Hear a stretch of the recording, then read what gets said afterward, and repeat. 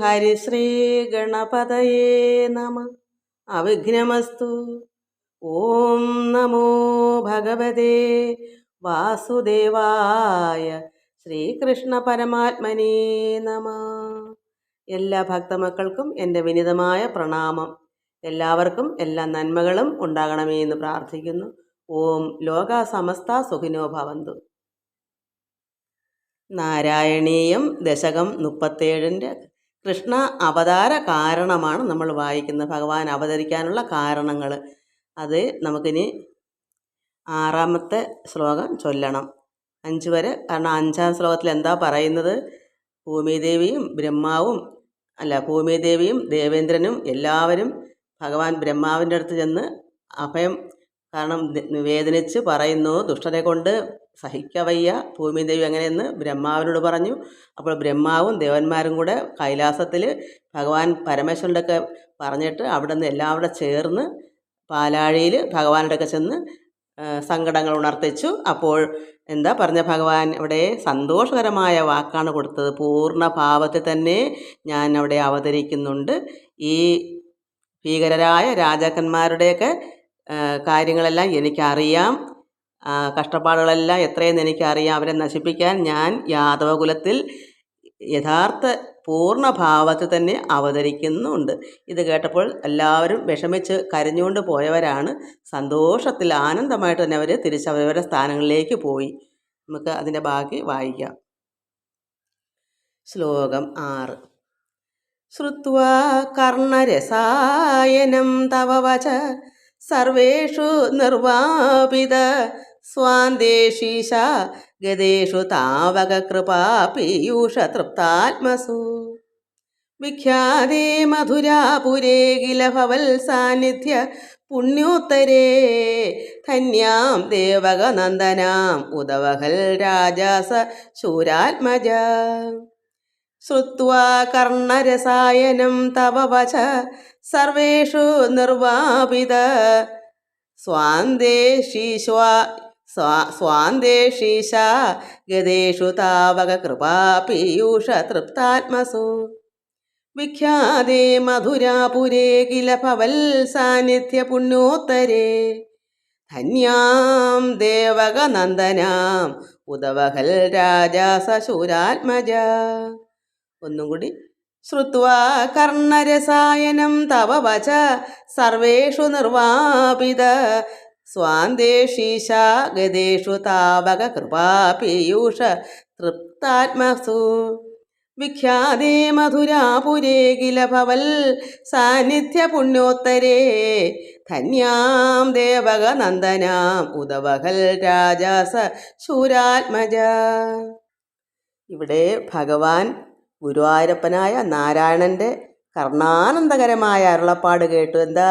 ഞാനിവിടെ പൂർണ്ണഭാവത്തിൽ തന്നെ യാദവകുലത്തിൽ അവതരിക്കുന്നുണ്ട് എന്ന് പറഞ്ഞ് ആ കർണാനന്ദ കർണം. അപ്പം ചെവിക്ക് ആനന്ദകരമായ അരുളപ്പാടാണല്ലോ ഇവർ കേട്ടത്.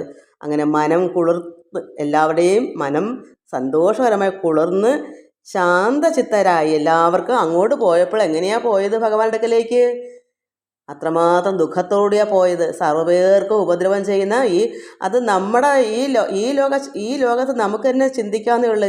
ഇത്രയും ലോകം മൊത്തവും നിറഞ്ഞിപ്പോൾ ആസുരി സ്വഭാവമായി മാറി ഒരുപാട് പേർക്ക് മയക്കുമരുന്നിൻ്റെ എല്ലാം അടിമയാകുമ്പോൾ ഇവിടെ നടക്കുന്നത് തന്നെയാണ്. നമുക്ക് എന്ത് വേണം?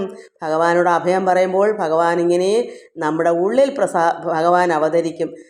ഇതിപ്പം അന്നത്തെ കാലത്ത് എങ്ങനെ വന്നു, അത് ഇപ്പോഴും അതങ്ങനെ ഉണ്ട്. നമ്മുടെ ഭഗവാനോടുള്ള അഭയം നമ്മൾ പറയുമ്പോൾ നമ്മുടെ എല്ലാം ഹൃദയത്തിൽ പരമാത്മാവ് അവതരിക്കും. എപ്പോഴും നമ്മളെ താങ്ങി തുണയായി നിൽക്കും ഭഗവാൻ. അത് നമ്മൾ മനസ്സിലാക്കാനാണ് ഇതിങ്ങനെ നമ്മൾ ചൊല്ലി പഠിക്കുന്നത്. അപ്പോൾ നമുക്ക് അന്നുള്ള സംഭവത്തെ ഓർത്തല്ല ഇരിക്കേണ്ടത്, ഇപ്പോഴും അതിങ്ങനെ തന്നെയാണ് നമ്മൾ ചിന്തിക്കണം.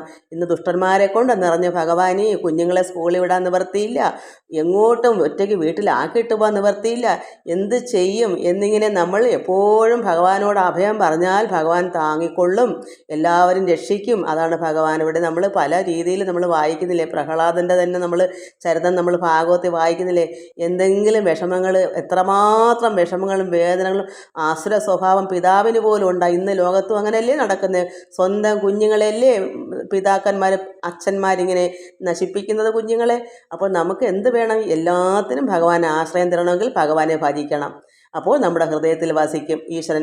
ഭഗവാന്റെ മൂലനിലയനമാക്കി നമ്മളെ ഹൃദയം വെക്കുമ്പോൾ ഇന്ന് ലോകത്ത് നടക്കുന്ന എല്ലാം തന്നെയാണ്. നമ്മളിത് വെറുതെ വായിക്കുമ്പോൾ അത് അന്ന് നടന്ന സംഭവമാണല്ലോ എന്നല്ല ചിന്തിക്കേണ്ടത്. നമ്മളിലുള്ള ആസുര സ്വഭാവമൊക്കെ കളയണം.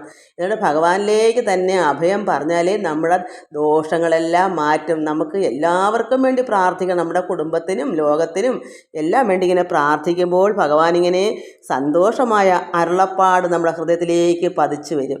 അപ്പം നമുക്കും മനം കുളിർക്കും, നമ്മുടെ ദുരിതങ്ങളെല്ലാം മാറും. നമുക്കും അപ്പോൾ ശാന്തരാവാം. ശാന്തത കിട്ടണമെങ്കിൽ നമ്മൾ തന്നെ പ്രയത്നിച്ചേ പറ്റൂ. അപ്പോൾ ശാന്തചിത്തരായ ഭഗവാന്റെ കാരുണ്യ അമൃത രസായനത്തിൽ തൃപ്തരായി അന്ന് അങ്ങനെ നടന്നെങ്കിൽ ഇന്നും നമ്മൾ ഒരുപാട് ജനങ്ങൾ ഇങ്ങനെ തൃപ്തരാവുന്നുണ്ട്. ഭഗവാനെ സ്തുതിക്കും തോറും നമ്മുടെ മനസ്സിൻ്റെ ദുഃഖവും ദുരിതവും എല്ലാം മാറിയിട്ട് നമുക്ക് സമാധാനവും ശാന്തിയും എല്ലാം ഉണ്ടാകണമെങ്കിൽ നമുക്കും ആ കാരുണ്യാമൃത രസായനം നമ്മുടെ ഉള്ളിലേക്ക് ഇറങ്ങണം, ഭഗവാന്റെ ആ അമൃതാകുന്ന വചനങ്ങൾ. അപ്പോൾ നമുക്കും തൃപ്തരാവാം, ശാന്തതയാവാം. അങ്ങനെ എല്ലാവരും തൃപ്തരായി തങ്ങളുടെ സ്ഥാനങ്ങളിലേക്ക് പോയി, ദേവന്മാരും ഭൂമിദേവിയും. അങ്ങനെ പിന്നെ ഭഗവാന്റെ സാന്നിധ്യം ഹേതുവായിട്ട് പുണ്യത്താൽ ഉത്കൃഷ്ടമായതും പ്രസിദ്ധി ആർജിച്ചതുമായ മധുരാപുരിയിൽ ശൂരാത്മജനായ വസുദേവർ ഭാഗ്യവതിയായ ദേവകിയെ വിവാഹം കഴിച്ചു. അതായത് പ്രസിദ്ധി ആർജിച്ചാൽ അത്രമാത്രം പുണ്യം കൊണ്ട് ഉത്കൃഷ്ടമായതാണ് ആരാ? വസുദേവർ. ആ പുണ്യം വെച്ചാൽ പുണ്യത്തിലും പുണ്യം, അതിൽ ഉത്കൃഷ്ടമാണ്, പുണ്യം കൊണ്ട് ഉത്കൃഷ്ടമായതും അങ്ങനെ പ്രസിദ്ധി ആർജിച്ചതുമാണ് മധുരാപുരിയിലെ ശൂരസേനാഖ്യൻ്റെ മകനാണ് വസുദേവർ, ഭഗവാന്റെ അച്ഛനാണ്. അപ്പോൾ ശൂരസേനൻ എന്ന് പറഞ്ഞത് പിതാവാണ് വസുദേവരുടെ, അതിന് ആത്മജൻ മകൻ.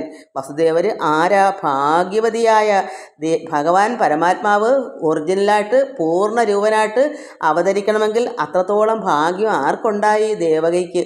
അപ്പോൾ ദേവകി വെറും ഒരു സ്ത്രീയാണോ? ഭാഗ്യവതിയല്ലേ? ഭാഗ്യവതി എന്നല്ലേ നമുക്ക് പറയാനുള്ള ഒരു വാക്കുള്ളൂ, അല്ലെങ്കിൽ അതിനൊക്കെ മേലേ നമുക്ക് പറയണം. അത്രമാത്രം ഭാഗ്യവതിയെ തന്നെ ഈ വസുദേവർ വിവാഹം ചെയ്തു. എന്തിനാ? ഭഗവാൻ അവിടെ അവതരിക്കാൻ വേണ്ടിയിട്ടാണ്. അവർ രണ്ടുപേരും കൂടെ പണ്ടേ അവർ ധ്യാനിച്ചു ഭഗവാനെ മകനായിട്ട് വരണമെന്നൊക്കെ അവർ തപസ്സും കൂടെ ചെയ്തിട്ടുണ്ട്. നമ്മളും ഇതുപോലെ എന്നെങ്കിലും ചെയ്യുന്ന ഇങ്ങനെയുള്ള ഭഗവാനോട് പറയുന്ന പ്രാർത്ഥനകളൊക്കെ എപ്പോഴായാലും സഫലീകരിക്കും. അതുകൊണ്ട് നമ്മൾ നല്ല പുണ്യകർമ്മങ്ങൾ ചെയ്യാമെങ്കിൽ നമുക്ക് ഒരു സമയത്ത് ഇങ്ങനെ സന്തോഷിക്കാം. നമുക്ക് അടുത്ത ശ്ലോകം വായിക്കാം. അങ്ങനെ വസുദേവരും ദേവകിയും വിവാഹം കഴിച്ചു. ശ്ലോകം 7. ഉദ്വാഹാവസിതൗ തദീയ സഹജ കംസോധ സമ്മാനയൻ ഏതൗ സൂതതയാ ഗത പതിരഥേ വ്യോമോദ്ധയാ ത്വൽഗിരാ അസ്യാസ്ത്വാം അതിദുഷ്ടം അഷ്ടമസുതോ ഹന്തേതി ഹന്തേരിത സന്ത്രാസാൽ സതു ഹന്തു അന്തികഗതാം തന്നീം കൃപാണീം അധാത്. ഉദ്വാഹാവസിതൗ തദീയ സഹജ കംസോധ സമ്മാനയൻ ഏതൗ സൂതതയാ ഗതപതിരഥേ വ്യോമോദ്ധയാ ത്വൽഗിരാ അസ്യാസ്ത്വാം അതിദുഷ്ടം അഷ്ടമസുതോ ഹന്തേതി ഹന്തേരിത സന്ത്രാസാൽ സതു ഹന്തും അന്തികഗതാം തന്നീം കൃപാണീം അധാൽ. ഇവിടെ അവർ വസുദേവരും ദേവകിയും വിവാഹം കഴിച്ചിട്ട് ആ വസുദേവരുടെ വിവാഹം കഴിഞ്ഞ് സഹോദരനായ കംസൻ ഈ ദമ്പതികളെ സമ്മാനിച്ചുകൊണ്ട് ഞാൻ തന്നെ രഥം നടത്താം എന്ന് പറഞ്ഞ് തേരിൽ കയറിയിരുന്നു. അപ്പോൾ ദേവകി സഹോദരിയാണല്ലോ. അപ്പോൾ വസുദേവരും ദേവകിയും വിവാഹം കഴിഞ്ഞപ്പോൾ ദേവകിയുടെ സഹോദരനാണ് കംസൻ. ഇവരെ രണ്ടുപേരെയും ദമ്പതികളെ സമ്മാനിച്ചുകൊണ്ട് ഞാൻ തന്നെ രഥം നടത്താം, ഒരു സമ്മാനമായിട്ട് തന്നെ ഈ രഥമൊക്കെ തന്നെ അദ്ദേഹത്തിൻ്റെ സന്തോഷം കൊണ്ട് കൊടുത്ത് അദ്ദേഹം തന്നെ അത് തേരിൽ കയറി തേരാളിയായിട്ട് ആ തേര് നടത്തിക്കൊണ്ട് അവിടെ കൊണ്ടാക്കാം എന്നുള്ളൊരു സന്തോഷം കൊണ്ടും സമ്മാനമായി തന്നെ അത് ചെയ്തു. അങ്ങനെ സമ്മാനിച്ചും കൊണ്ട് തന്നെ ഞാൻ തന്നെ രഥം നടത്താമെന്ന് പറഞ്ഞ് തേരിൽ കയറിയിരുന്നു. അങ്ങനെ പോകാനുള്ള ഒരുക്കത്തോട് ഇരുന്നപ്പോൾ അപ്പോൾ അതിദുഷ്ടനായ നിന്നെ ദേവകിയുടെ 8ാമത്തെ പുത്രൻ ഹനിക്കും എന്നൊരു അശരീരി വാക്ക്. അതിദുഷ്ടനായ, അപ്പോൾ ഇയാൾ തേരിലോട്ട് കയറി ഇരുന്ന് തേര് തെളിക്കാനായിട്ട് അങ്ങനെ ഇരിക്കുമ്പോൾ തന്നെ പറയുന്നു, അതിദുഷ്ടനായ നിന്നെ ദേവകിയുടെ 8ാമത്തെ പുത്രൻ ഹനിക്കും. ഇങ്ങനൊരു അശരീരി വാക്ക് കേൾക്കുന്നു. അത് സംശയമുണ്ടോ? അതിനൊരു സംശയം, കാരണം അത് അശരീരി വാക്കിന് ഒരു സംശയവും വേണ്ടല്ലോ, അത് കറക്റ്റാണല്ലോ. അപ്പോൾ സംശയമില്ലാത്തത് അങ്ങനെ ഇദ്ദേഹം എന്ത് ചെയ്തു? ആ അങ്ങയുടെ ഭഗവാന്റെ ആണ് ഈ അശരീരി വാക്ക്, വാക്ക് ഭഗവാന്റെ പരമാത്മാവായിരിക്കുന്ന ഈശ്വരൻ്റെ വാണിയായ ഈ അശരീരി കേട്ടതിൽ അത് അവിടെ സംശയം വേണ്ടല്ലോ. അശരീരി വാക്ക് ഒരിക്കലും വെറുതെ ആകത്തില്ലല്ലോ. അതുകൊണ്ട് ഇദ്ദേഹം അതങ്ങ് വിശ്വസിക്കുകയാണ് ചെയ്യുന്നത്. അങ്ങയുടെ ഭഗവാന്റെ ഈ വാണി, ഈ അശരീരി വാക്ക് കേട്ടതിൽ ഭയന്ന് കംസൻ. അങ്ങനെ ഭയന്നിട്ട് എന്ത് ചെയ്തു? അയാൾക്കെന്നാ ദൈവത്തോട് പറയുമോ, ഭഗവാൻ എന്താ എന്നല്ല ചിന്തിക്കുന്നത്. ഉടനെ അവിടെ ആസുരി ഭാവമാണല്ലോ ഉള്ളിലിരിക്കുന്നത് മൊത്തവും. അത് നമ്മൾ മനസ്സിലാക്കണം. നമുക്കും ഇങ്ങനെയെല്ലാം ഉണ്ടെങ്കിൽ ഇതെല്ലാം മാറ്റണം. കാരണം ആരെങ്കിലും എന്തെങ്കിലും പറയുന്ന കേൾക്കുമ്പോഴേ എടുത്തു ചാടുന്നൊരു സ്വഭാവം ആസുര സ്വഭാവമാണ്. അതെന്താണെന്ന് തീരുമാനിക്കുകയോ ഒന്ന് ചിന്തിക്കുകയോ ചെയ്യത്തില്ല. അല്ലെങ്കിൽ അതിന് പരിഹാരം എന്താണെന്നൊരു പോംവഴി പോലും ഉള്ളിൽ ദൈവികം ഉണ്ടെങ്കിലല്ലേ അത് ചെയ്യത്തുള്ളൂ. അത് ഈ ദൈവികം ഇല്ലാത്തതിൻ്റെ പേരിലാണ് നമ്മളെല്ലാവരും എടുത്തൊരു ചാട്ടമാണ്.